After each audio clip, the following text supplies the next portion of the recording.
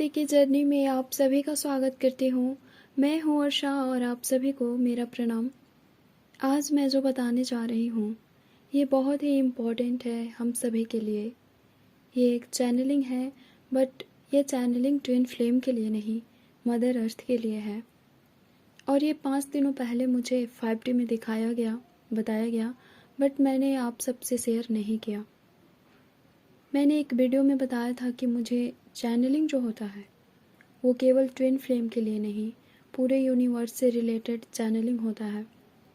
Universe अर्थात कि इस यूनिवर्स में कुछ भी हो रहा हो या होने वाला हो तो उसके बारे में जो भी डिवाइन बताना चाहते हैं वो मुझे बताते हैं। वो या तो स्वयं बताते हैं, दिखा देते हैं, या यूनिवर्स की महानतम दिव्य शक्तियाँ हैं जो वो मुझसे ध्यान योग के माध्यम से कनेक्ट हो पाती है और वो मुझे गाइड करती हैं, बताती है। ये सब मुझे चाइल्डहुड से ही होता है, बट मैं कभी अपनी मम्मी के अतिरिक्त किसी और को नहीं बताती। मुझे लगता था कि लोग मुझे पता नहीं क्या समझेंगे, कहीं ऐसा ना समझे कि कहीं ये कोई मेंटल तो नहीं है। ऐसा तो होता नहीं कि किसी को फ्यूचर दिख जाए। और इरिटेट भी बहुत हुई हूँ मैं कि ये लोग मुझसे ही क्यों बताते हैं, मुझे ही क्यों दिखता है ये सब, मैं क्या कर सकती हूँ। बट अभी तक जो भी चैनलिंग हुई है मुझे वो हमेशा सही हुई है, बट मैं उसे बहुत ही हल्के में लेती रही हूँ, जिसका खामियाजा मुझे बहुत भुगतना पड़ा है कई बार। बट कल जो हुआ हमारे साथ उसने मेरी आंखें खोल दी है। अगर आज मैं वीडियो बना पा रही हूँ तो आप सबकी ब्लेसिंग्स, डिवाइन की ब्लेसिंग्स और डिवाइन के प्रोटेक्शन के कारण। कल मेरे गांव में आग लगी हुई थी और वो भी बहुत ही भयानक रौद्र रूप में। और एक दिन पहले मुझे उसके बारे में चैनलिंग हुआ था, पर मैंने केयर नहीं किया, उसे बस एक ड्रीम समझा। मैंने सेम वैसा ही देखा था 5D में जैसा कि 3D में हुआ। 5 दिनों पहले जो चैनलिंग हुई थी मुझे वो तो एकदम क्लियर बताया गया मदर अर्थ को लेकर। मुझे आसमान में 2 लोक को दिखाया गया, 2 अर्थ को एक साथ दिखाया गया।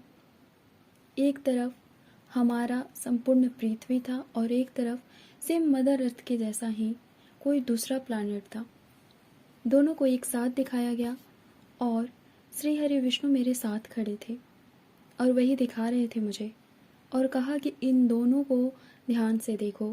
पहले जो अर्थ है उस पर तुम हो, दूसरा जो है वो यूनिवर्स में कहीं और स्थित है, पर दोनों के अंतर को देखो और समझो। जब मैंने गौर किया तो हम जिस अर्थ पर रहते हैं वो इतनी ज़्यादा धुंधली दिखाई दे रही थी, इतना डस्ट, इतना ज़्यादा पॉल्यूशन था।